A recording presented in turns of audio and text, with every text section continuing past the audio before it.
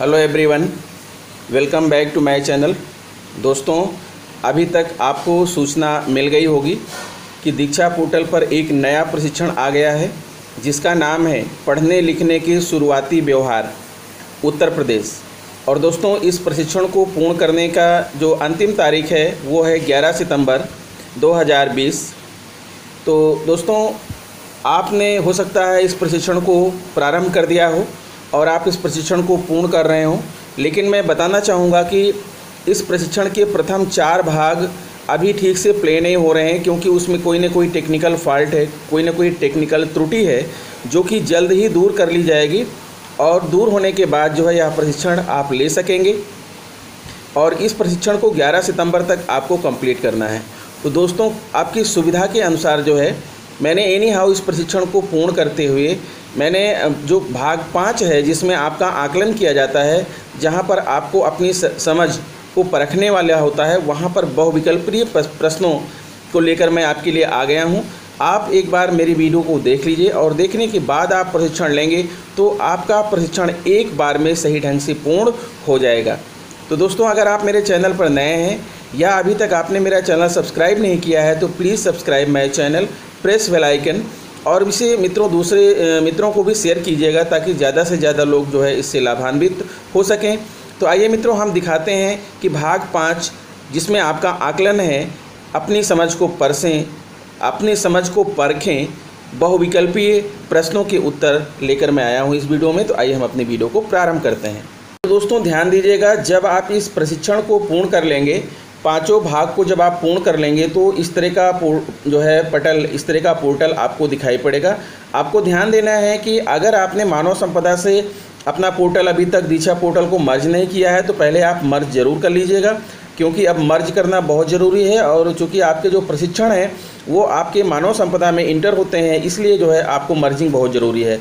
तो मर्जिंग करने के पश्चात आपको यह प्रशिक्षण लेना है और जब आप 5 भाग का प्रशिक्षण पूर्ण कर लेंगे तो इस तरह से लिख करके आएगा, जैसा ग्रीन कलर का लिखा हुआ है, बधाइयाँ, आपने कोर्स सफलतापूर्वक पूर्ण किया।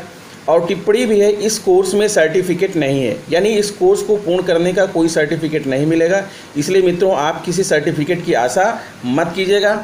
और उसके बाद जब आपका 5 भाग कंप्लीट हो जाएगा तो फिर आपके सामने ऐसा लिख करके आएगा, पढ़ने लिखने के शुरुआती व्यवहार उत्तर प्रदेश, आपने कोर्स सफलतापूर्वक पूर्ण किया। और आपके सभी जो है भाग के सामने इस तरह ग्रीन का टिक लग जाएगा। स्क्रिबलिंग का पढ़ने लिखने से संबंध, पढ़ना लिखना 0 साल से, इमरजेंट लिटरेसी से परिचय, अध्यापक की भूमिका। तो इस तरह आपका जो है 5 भाग का कोर्स आपने कंप्लीट कर लिया है। अब मैं आपको 5वें भाग में जो प्रश्न आएंगे वो मैं उसके बारे में आपका परिचय कराना चाहता हूँ। तो देखिए मित्रों, ये दिया है पहला प्रश्न आपके सामने है, नीचे दिए गए व्यवहारों में से पहचानिए कि सीखने के शुरुआती दौर में किन व्यवहारों की अपेक्षा आप 3 साल के बच्चे से नहीं कर सकते हैं। इनमें से कोई ऐसा जो है आप कह रहे हैं आप एक से अधिक विकल्प चुन सकते हैं, इनमें से आप 3 साल के बच्चे से कौन सा जो है व्यवहार आप जो है व्यवहार की अपेक्षा नहीं कर सकते हैं। पहला है किसी लेख को प्रवाह से फ्लुएंटली पढ़ लेना, तो निश्चित तौर पर इस व्यवहार की भी आशा नहीं की जा सकती है। पढ़ते हुए उंगली को लिप की दिशा के अनुसार चलाना, तो ऐसा हो सकता है कि कुछ बच्चे ऐसा कर लेते हों, चला लेते हों। किताब में छपी वस्तुओं को पहचानना और उनके नाम बता पाना, ऐसा भी कुछ बच्चे कर सकते हैं। जो थोड़ा तेज़ बच्चे होते हैं वो शुरुआत में ही जो है अगर उनके पेरेंट्स ने उन चीज़ों के नाम बता दिए हैं तो वो बच्चे जो है किताब में छपी वस्तुओं के नाम पहचान लेते हैं और उनको बताते हैं। और शब्दों की सही वर्तनी लिख पाना, ये तो इसकी आशा नहीं की जा सकती है। तो मित्रों, इस प्रश्न का जो आंसर है मैं आपको बताना चाहूँगा कि इस प्रश्न में किसी भी ऑप्शन में आप जाएंगे, कोई भी ऑप्शन, चारों आप लगा दीजिए, चाहे 1 लगाइए, चाहे 2 लगाइए, चाहे 3 लगाइए, यानी हर बार आपको गलत उत्तर बताता है। और जो इसका आखिरी में जब उत्तर आता है तो उत्तर संख्याओं से संबंधी देता है। यहाँ पर आप देखिए पढ़ने से संबंधी प्रश्न पूछ रहा है, लेकिन जो उत्तर का एक्सप्लेनेशन आता है, उत्तर की जो व्याख्या आती है वो संख्याओं से संबंधित आती है। यानी पहले प्रश्न का जो उत्तर है वो गलत है, ठीक है, इसका कोई भी सही उत्तर जो है वो सही फीड नहीं हुआ है। इसी कारण से हमें लगता है कि जो प्रशिक्षण है वो आगे नहीं बढ़ पा रहा है, ठीक है। तो पहला प्रश्न तो आप यूँ ही है, जाने दीजिए, जब इसका सही हो जाएगा तो देखा जाएगा। बाकी 9 प्रश्न जो है आते हैं उनको देखते हैं। प्रश्न नंबर 2 देखिए, प्रश्न नंबर सेकंड में है, एक अध्यापक को उभरते हुए साक्षर बच्चों यानी इमर्जेंट लिटरेट्स को सिखाने की प्रक्रिया में भूमिका निभानी चाहिए। जब आप प्रशिक्षण ले लेंगे तो आपको ये बातें पता हो जाएंगी कैसी भूमिका निभानी चाहिए। आप एक ही विकल्प चुन सकते हैं, सहानुभूतिपूर्ण, उदासीन, नकारात्मक, सक्रिय।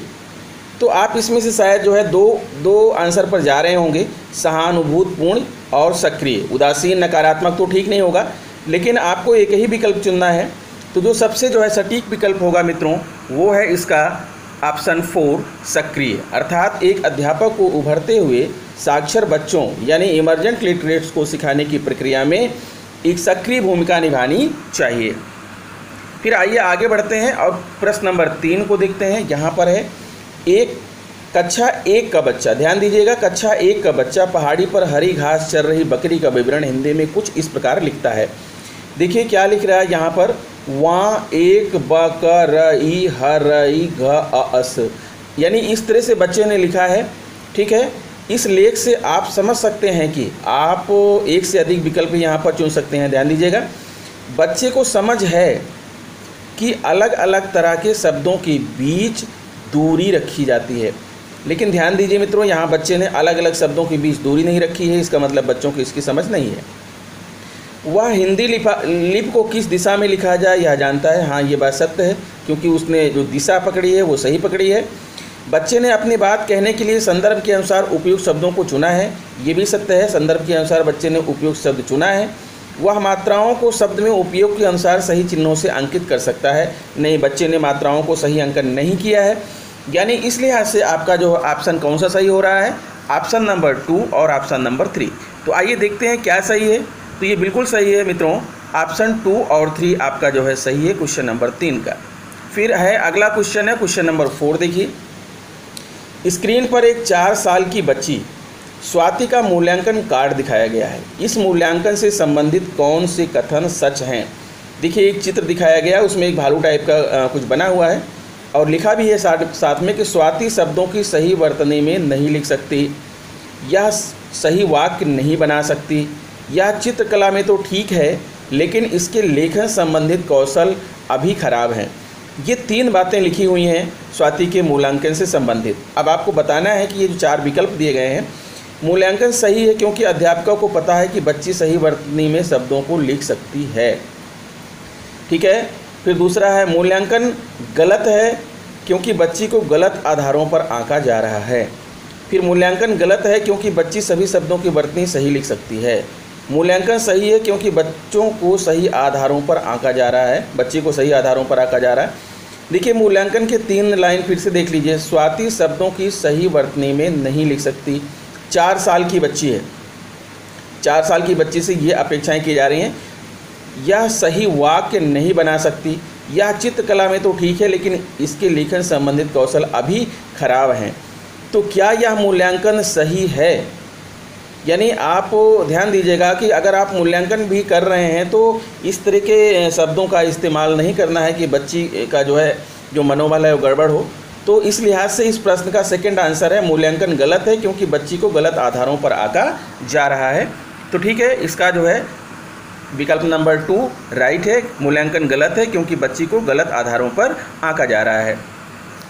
फिर प्रश्न नंबर 5 है, एक अध्यापिका अपनी कक्षा 1 के बच्चों को लिखना और पढ़ना सिखाने के लिए निम्न गतिविधियां इस्तेमाल करती हैं।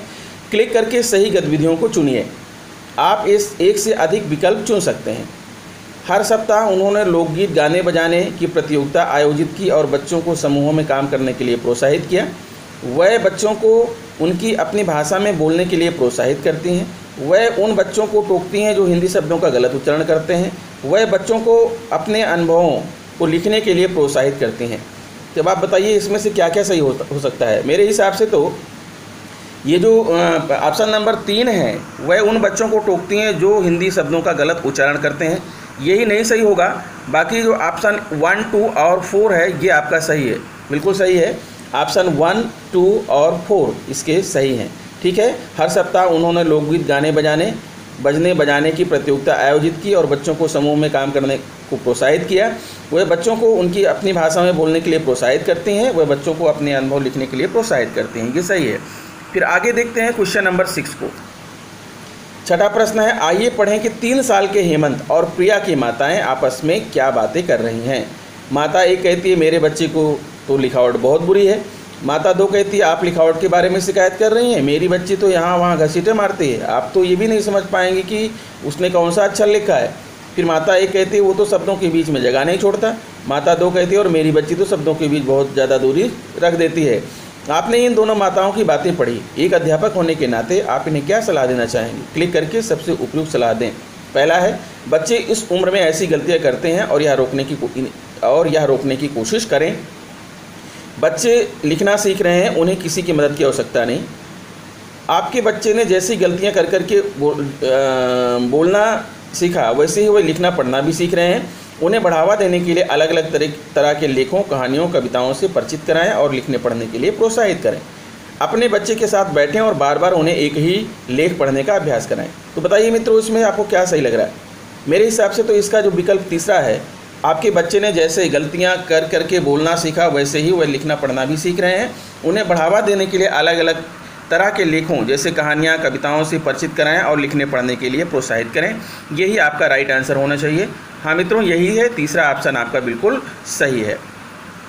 फिर आगे बढ़ते हैं। क्वेश्चन नंबर 7 आपके सामने है। देखिए, एक अध्यापक सुरेश स्क्रीन पर दिखाई गई सभी गतिविधियां करते हैं जब वे बच्चों को कहानी सुनाते हैं। जब वे बच्चों को कहानी सुनाते हैं तो क्या क्या करते हैं? वह बच्चों को कहानी की किताब का मुख्य पृष्ठ दिखाते हैं। वह बच्चों को कहानी के पात्रों के हाव भाव और क्रियाओं पर ध्यान देने को कहते हैं। फिर वह हर शब्द के ऊपर उंगली रखते हैं और एक एक करके उन्हें बच्चों के लिए पढ़ते हैं। आखिर में वह बच्चों को कहानी के अंत का पूर्वानुमान लगाने के लिए कहते हैं। क्लिक करके इन गतिविधियों को करने का सही कारण चुनिए। आप एक से अधिक विकल्प चुन सकते हैं। यह बच्चों को कहानी रटने में मदद करता है। यह बच्चों को लिखित भाषा से संबंधित अवधारणा को समझने में मदद करता है। इससे बच्चे लेख पढ़ना सीखेंगे तो मगर धीरे धीरे। आप क्या कहेंगे? मेरे हिसाब से तो इस प्रश्न का आंसर होना चाहिए ऑप्शन 2, यानी कि सेकंड ऑप्शन जो है इस प्रश्न का राइट है। यह बच्चों को लिखित भाषा से संबंधित अवधारणाओं को समझने में मदद करता है। 8वां क्वेश्चन है, आपको क्यों लगता है कि हमें बच्चों की घसीटा मारने की आदत को प्रोत्साहन देना चाहिए? सभी सही कथन क्लिक करके चुनें। क्योंकि इससे उनकी लिखावट में सुधार होगा। क्योंकि यह शुरुआती स्तर है जहाँ बच्चे लिखित भाषा से परिचित हो रहे हैं। क्योंकि इससे बच्चों का आत्मविश्वास बढ़ता है। क्योंकि इससे उनकी फाइन मोटर कौशलों का विकास होता है। क्या सोच रहे हैं आप? क्या इसका आंसर सही होगा? मेरे हिसाब से तो जो है इस प्रश्न का लास्ट का तीनों ऑप्शन सही हैं। क्योंकि यह शुरुआती स्तर है जहाँ बच्चे लिखित भाषा से परिचित हो रहे हैं। क्योंकि इससे बच्चों का आत्मविश्वास बढ़ता है। क्योंकि इससे उनकी फाइन मोटर कौशलों का विकास होता है। क्वेश्चन नंबर 9 देखिए मित्रों, स्क्रीन पर लिखने और बोलने के कौशल में कुछ अंतर और समानताएं दिखाई गई हैं। इनमें से सही तथ्य चुनिए। आप एक ही विकल्प चुन सकते हैं। लिखना और बोलना कौशल के बारे में बात हो रही है मित्रों, ध्यान दीजिएगा। दोनों कौशल स्कूली प्रशिक्षण से ही सीखे जा सकते हैं। या बोलने का कौशल लिखने के कौशल से भिन्न है, क्योंकि बोलना बच्चे खुद सीख सकते हैं पर लिखना उन्हें सिखाना पड़ता है। बच्चे दोनों ही कौशलों को गलतियां कर करके सीखते हैं। बच्चे लिखना पढ़ना पहले सीखते हैं और फिर बोलना। आपको क्या लगता है कौन सा इस प्रश्न का सही आंसर है? हो सकता है कि आप इसका ऑप्शन सेकंड सोच रहे हो, लेकिन ऐसा नहीं है। इस प्रश्न का राइट आंसर है ऑप्शन 3। बच्चे दोनों ही कौशलों को गलतियां कर करके सीखते हैं, चाहे वो लिखना हो या फिर बोलना हो। फिर आइए अगला प्रश्न है। स्क्रीन पर कुछ इमरजेंट लिटरेसी व्यवहार दिखाए गए हैं जो 2 साल तक के बच्चे अक्सर करते हैं। क्लिक करके आप सही व्यवहारों को पहचानिए। आप एक से अधिक कथन भी चुन सकते हैं। बच्चे किताब में छपी तस्वीर पहचान सकते हैं। वह समझ सकते हैं कि उन्होंने किताब सीधी पकड़ी है या उल्टी। वह कुछ वाक्य पहचानने लगते हैं। वह सही क्रम में कहानी दोबारा सुना सकते हैं। तो आपको क्या लगता है, ऊपर के जो तीनों विकल्प हैं, ये तीनों ही विकल्प जो है, जो तीसरा विकल्प है वह कुछ वाक्य पहचानने लगते हैं, ये तो सही नहीं हो सकता है। लेकिन जो आपका पहला विकल्प और दूसरा विकल्प है, ये सत्य है कि बच्चे किताब में छपी तस्वीर पहचान सकते हैं। वह समझ सकते हैं कि उन्होंने किताब सीधी पकड़ी है या उल्टी। तो इस तरह से इस प्रश्न का पहला और दूसरा ऑप्शन सही है। तो मित्रों, आशा करता हूं कि आपको मेरा यह वीडियो पसंद आया होगा। अगर वीडियो पसंद है तो please subscribe my channel, press bell icon and share it to other friends. तो इस वीडियो में इतना ही। मिलते हैं आपसे नेक्स्ट वीडियो में। फिर एक बार से कहता हूं कि मित्रों, अभी इस प्रशिक्षण में कुछ त्रुटि है, त्रुटि को दूर होने दीजिए, उसके बाद आप प्रशिक्षण करिएगा। इस प्रशिक्षण में आपको सर्टिफिकेट नहीं मिलने वाला है, इसलिए आप सर्टिफिकेट के पीछे मत भागिएगा। तो नमस्कार मित्रों, मिलते हैं आपसे नेक्स्ट वीडियो में।